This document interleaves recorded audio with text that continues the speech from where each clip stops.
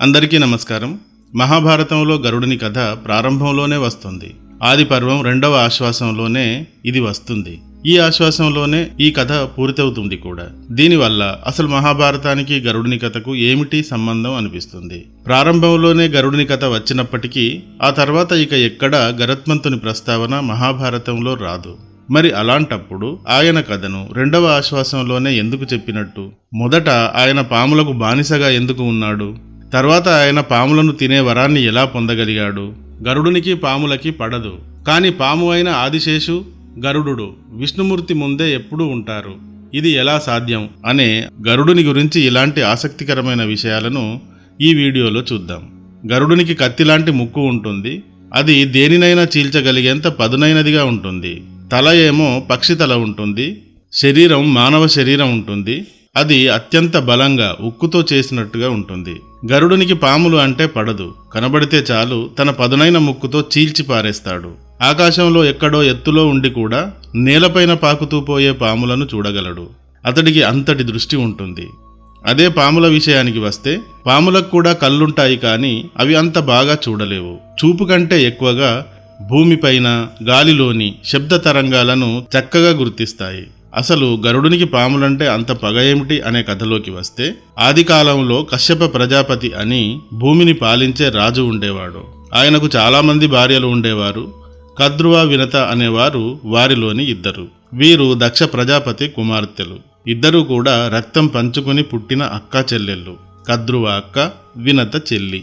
మహాభారతంలోని అసలు కథ అంతరార్థం ఏమిటండి? అధర్మంపై ధర్మం విజయం సాధిస్తుంది అని చెప్పడం. ఈ కద్రువ, వినతల కథలో కూడా ధర్మాధర్మాలకు మధ్య జరిగిన సంఘర్షణే ఉంటుంది. ధర్మం, అధర్మం, నీతి, అవినీతి, అసూయ, అహంకారాలకు సంబంధించిన ఘర్షణ అక్కా చెల్లెళ్ల మధ్య కూడా ఉంటుంది అని ఈ కథ చెబుతుంది. పెళ్ళై చాలా ఏళ్లు గడిచాయి. మాకు పుత్ర సంతానాన్ని ప్రసాదించండి అని కద్రువ, వినతలు కశ్యపుడిని కోరుతారు. అలాగే తప్పకుండా ప్రసాదిస్తాను గాని మీకు ఎలాంటి పుత్రులు కావాలో కోరుకోండి అంటాడు కశ్యపుడు. వయసులో వినత కంటే పెద్దది కాబట్టి ముందుగా కద్రువ, నాకు పొడవైన శరీరాలు, మహాబలవంతులు అయిన 1000 మంది కొడుకులు కావాలి అంటుంది. కశ్యపుడు తదాస్తు అంటాడు. తరువాత వినత, నాకు 2 కుమారులు చాలు, కానీ వారు కద్రువ పిల్లల కంటే బలవంతులు, సమర్థులు అయి ఉండాలి అని కోరుతుంది. నాకు 2 పుత్రులు చాలు అంటే సరిపోతుంది గాని వినత కాస్త అక్కడ గర్వాన్ని ప్రదర్శించి కద్రువ పిల్లల కంటే అని అనవసరపు పోలిక పెట్టింది. ఈ మాట సహజంగానే కద్రువకు కడుపు మండిపోయేలా చేసింది. కాని అప్పటికి కద్రువ బయటపడదు. సమయం వచ్చినప్పుడు దెబ్బ కొడదాములే అని ఊరుకుంటుంది. కశ్యపుని వరం వల్ల కద్రువకు 1000 గుడ్లు, వినతకు 2 గుడ్లు పుడతాయి. ఇద్దరూ ఆ గుడ్లను తగిన విధంగా భద్రపరుస్తారు. 500 ఏళ్లు గడిచాక కద్రువ 1000 గుడ్లలోని మొదటి గుడ్డు పగిలి అందులో నుండి ఆదిశేషుడు బయటకు వస్తాడు. అతడి తర్వాత వాసుకి, ఐరావతుడు, తక్షకుడు, కర్కోటకుడు అంటూ 1000 మంది బయటకు వస్తారు. మహాభారతంలో ఈ 1000 మందికి 1000 పేర్లు ఉంటాయి. అక్కకి పిల్లలు పుట్టి తనకు పుట్టకపోయేసరికి అసలే అహం ప్రదర్శించే వినతకి అవమానం అనిపిస్తుంది. తన 2 గుడ్లలోని ఒక గుడ్డును బలవంతంగా పగలగొడుతుంది. అప్పుడు అందులో నుండి అనూరుడు సగం శరీరంతో పుట్టి తల్లిపై విసుక్కుని, కుళ్ళు ఉండకూడదు, అది ఎవరికి ఉంటుందో వారినే నాశనం చేస్తుంది. ఓపిక పట్టలేక నా గతిని ఇలా చేశావు. ఇక మిగిలిన గుడ్డునైనా దానంతటా అది పగిలేదాకా ఓపిక పట్టు. అందులో నుండి నువ్వు కోరిన మహాబలశాలి పుడతాడు అని చెప్పి సూర్యునికి సారథిగా వెళ్ళిపోతాడు. తర్వాత కొద్ది రోజులకు ఒకరోజు కద్రువ, వినతలు సముద్రం ఒడ్డున విహరిస్తూ ఉంటారు. వీరిద్దరూ కలిసి తిరుగుతున్నప్పటికీ వినతను ఎలాగైనా దెబ్బ కొట్టాలన్న కసి కద్రువలో మాత్రం తగ్గలేదు. ఆ సమయానికి సముద్రం ఒడ్డున ఉన్న ఉద్యానవనంలో దేవలోకం నుండి వచ్చి గడ్డి మేస్తున్న తెల్లని గుర్రం ఉచ్చైశ్రవం కనబడుతుంది. దానిని చూడగానే వినతను దెబ్బతీయడానికి సమయం వచ్చింది అనుకుంటుంది కద్రువ. ఒసే వినత, గుర్రం మొత్తం తెల్లగా ఉంది గాని దాని తోక నల్లగా ఉందేమిటే అంటుంది కద్రువ. నిజానికి ఆ గుర్రం ఒంటిపైన ఒక్క నల్లని మచ్చ కూడా లేదు. ఊరికే కద్రువ అలా అబద్ధం చెప్పింది. కద్రువ మాటలకు వినత ఆశ్చర్యపోయి, అదేమిటి, గుర్రం పైన ఒక్క నల్ల మచ్చ లేదు కదా అంటుంది. తోక నల్లగా ఉంది అని కద్రువ, లేదు అని వినత. ఇద్దరూ చాలాసేపు ఈ విషయంగా వాదించుకుంటారు. చివరికి దానిపైన పందెం వేసుకుంటారు. దాని తోక నిజంగా నల్లగా ఉంటే వినత కద్రువకు దాసి అవ్వాలి, నల్లగా లేకుంటే కద్రువ వినతకు దాసి అవ్వాలి. నిజం నిరూపణ కోసం గుర్రానికి దగ్గరగా వెళతారు గాని అప్పటికి చీకటి పడటం, గుర్రం దేవలోకం వెళ్లటం జరిగిపోతుంది. తర్వాతి రోజు వెళ్లి దాని తోకను పరిశీలిద్దాంలే అని ఇంటికి తిరిగి వస్తారు. అయితే ఆ రాత్రి కద్రువకు నిద్ర పట్టదు. తెల్లవారితే నిజం నిరూపణ అవుతుంది. గుర్రం తోక నిజంగా తెల్లగానే ఉంది. తానే కావాలని అబద్ధం చెప్పింది. ఈ విషయం రేపు వినతకు తెలిసిపోయిందంటే తాను వినతకు దాసి అయిపోతుంది అని విచారించి తన కొడుకులను పిలిచి ఈ విషయాన్ని చెప్పి, మీలో నల్లగా ఉన్నవాడొకడు ఆ గుర్రం తోకకు చుట్టుకోవాలి, వినత చూసినంతసేపు తోక నల్లగా కనబడేలా చేయాలి అని చెబుతుంది. కానీ పాములు ఇది పూర్తిగా అధర్మం, ఈ అధర్మాన్ని మేం చేయం అంటాయి. దాంతో కద్రువకు బాగా కోపం వస్తుంది. మీరంతా జనమేజయుని సర్పయాగంలో పడి చస్తారు అంటూ శపిస్తుంది.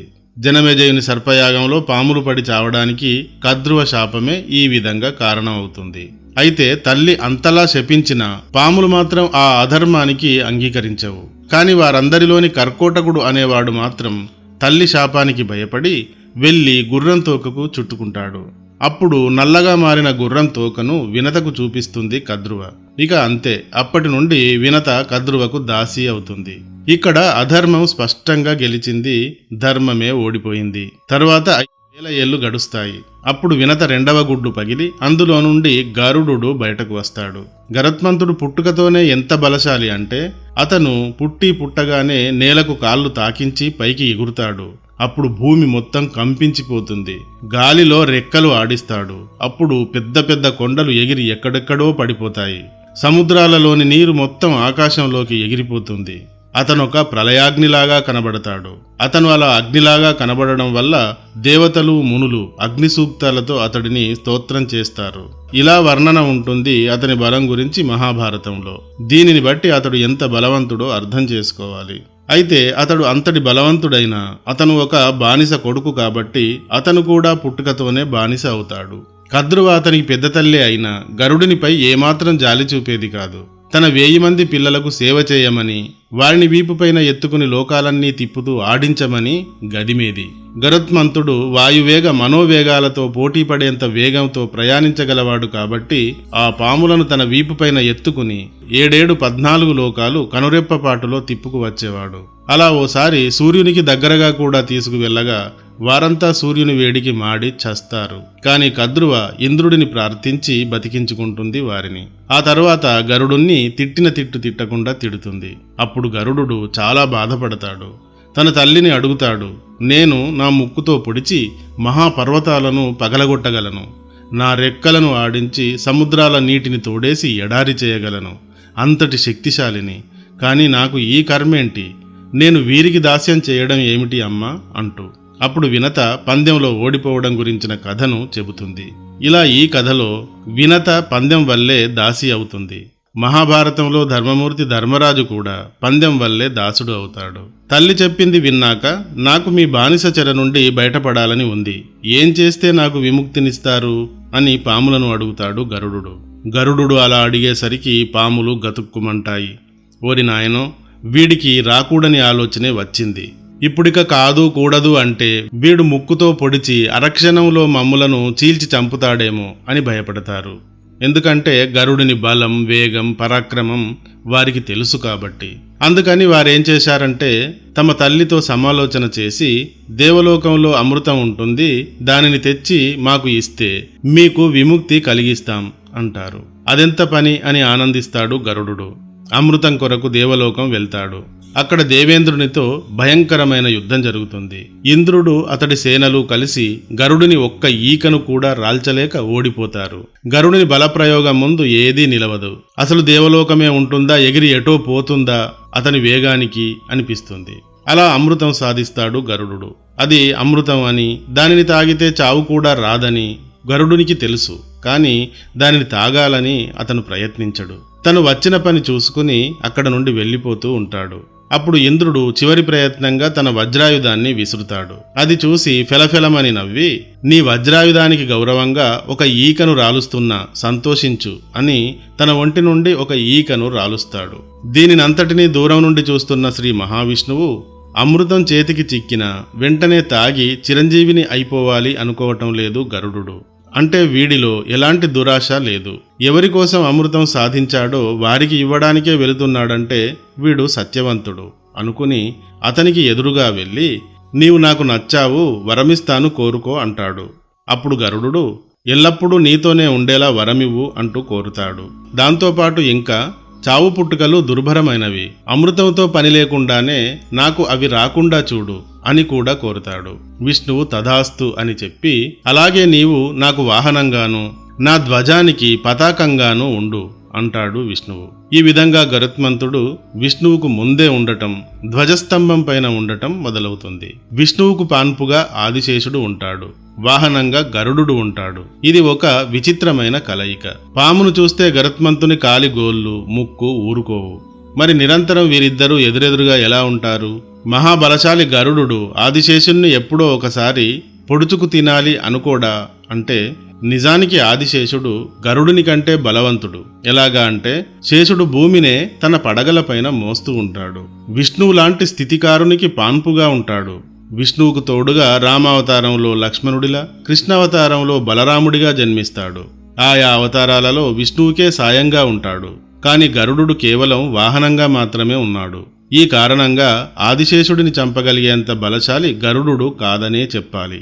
ఇక మరొక రకంగా చూస్తే ఆదిశేషుడు, గరుత్మంతుడు పరస్పర వ్యతిరేక శక్తులు. కాని ఈ పరస్పర వ్యతిరేక శక్తులను తాను సమన్వయం చేస్తూ ఉంటానని చెప్పడానికి విష్ణువు పాన్పుగా శేషుడిని, వాహనంగా గరుడుని ఉపయోగిస్తాడు.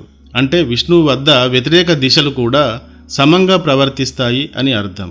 ఇక కథలోకి వస్తే ఇంద్రుడు గరుడునితో, నీ పెద్దమ్మ కొడుకులు పాములు, వారు అసలే విషపు పురుగులు.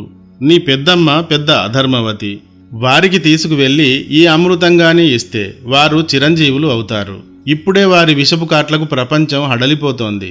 ఇప్పుడు ఈ అమృతం ఇచ్చి వారిని చిరంజీవులను చేస్తే ఇక ప్రపంచం ఏమైపోవాలి నాయనా, అందుకని వారిద్దరికీ ఇది ఇవ్వవద్దు అంటాడు. అప్పుడు గరుడు, అన్నయ్య ఇంద్ర, అమృతాన్ని నా సోదర పాములకు ఇచ్చి నా తల్లి దాస్యాన్ని తొలగించడం నా కర్తవ్యం.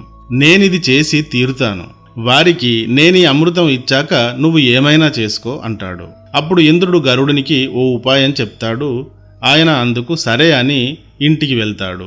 ఇంటికి వెళ్ళి పాములకు అమృతాన్ని చూపించి, ఇదిగో అమృతం తెచ్చాను, మీ ఇంట్లో ఈ దర్భలతో చేసిన చాప పైన పెడుతున్నాను. నా మాట నేను ఈ విధంగా నిలబెట్టుకున్నాను. ఇక మా దాస్యం తొలగినట్టేనా అంటాడు. అవును, ఇక నుండి మీరు స్వేచ్ఛాజీవులు, మా మాట వినాల్సిన పని లేదు అంటారు వారు. అయితే అమృతం చాలా పవిత్రమైంది కాబట్టి మీరు పక్కనున్న నదికి వెళ్ళి స్నానం చేసి వచ్చి సేవించండి, లేకపోతే పాపం తగులుతుంది సుమా అంటాడు. అవును నిజమే అంటూ అంతా పొలోమని నదికి వెళ్తారు. వారటు వెళ్ళగానే పాముల నోట్లో మట్టి కొడుతూ ఇంద్రుడు వచ్చి అమృత కలశం అందుకుని మాయమవుతాడు. ఈ సందర్భంగానే ఇంద్రుడు కూడా గరుడునికి ఏదైనా వరమిస్తాను కోరుకో అని చెప్తాడు. నా తల్లిని వంచిన కద్రువ కొడుకులు నాకు ఆహారంగా కావాలి అని కోరుతాడు గరుడు. ఇంద్రుడు తదాస్తు అంటాడు.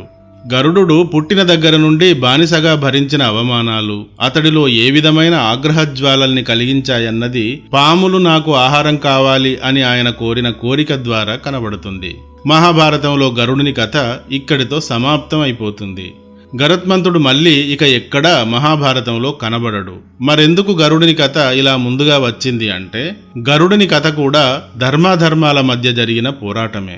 ఈ పోరాటంలో ధర్మమే గెలిచింది. ఈ కథలో కూడా వినత పందెంలో ఓడిపోయి బానిసగా మారుతుంది. కాబట్టి పందెం అనేది ప్రమాదకరమైందిగా, అవాంఛనీయమైనదిగా చూపించడం ఈ కథ ఉద్దేశం. ఈ కథలో ఎవరో వేర్వేరు వ్యక్తుల మధ్య ఈ తగువు జరగలేదు, అక్కా చెల్లెళ్ల మధ్య జరిగింది. అసూయ, అహం, అధర్మం లాంటివి ఎవరి మధ్య చొరబడినప్పటికీ అవి వారిని నాశనం చేస్తాయి. కాబట్టి వీటిని దరి చేరనీయకూడదు అన్నది కూడా ఈ కథ సారాంశం. గరుడు అప్పటి వరకు ఎవరిలోనూ చూసి ఉండనంతటి వేగం, బలం, మంచితనం కలిగి ఉన్నవాడు. ఇంద్రుని వజ్రాయుధం కూడా గరుడుని ఏమీ చేయలేకపోయింది అంటే అతడు ఎంత వేగం, బలం కలవాడన్నది అర్థమవుతుంది. ఇన్ని గొప్ప లక్షణాలు ఉన్నాయి కాబట్టి ఇతడిని తన వాహనంగా చేసుకున్నాడు విష్ణువు. తర్వాత ఈ కథలో కూడా తన సోదరులు తనకు ఆహారం కావాలన్న వరాన్ని కోరి పొందుతాడు గరుడు. అంటే అధర్మపరులు సోదరులైనా వదిలేది లేదు అన్నది అతని వరం యొక్క అంతరార్థం. అన్నాదమ్ములు ఒకరితో ఒకరు యుద్ధం చేసుకుని అంతా నాశనం అవడమే మహాభారతం కథ కదా. మహాభారత యుద్ధానికి ముందు కూడా ఇలా గరుడునికి పాములకు మధ్య అంటే అన్నాదమ్ములకు మధ్య సంఘర్షణ జరిగిన కథ ఒకటి ఉంది అని ఒక ఉదాహరణగా గరుడుని కథ మహాభారతంలో ముందుగా వస్తుంది. ఈ వీడియో కానీ నచ్చితే తప్పకుండా లైక్ చేయండి. ఇంతవరకు మా ఛానల్కి సబ్స్క్రైబ్ చేయనట్టయితే సబ్స్క్రైబ్ చేయండి. Thank you.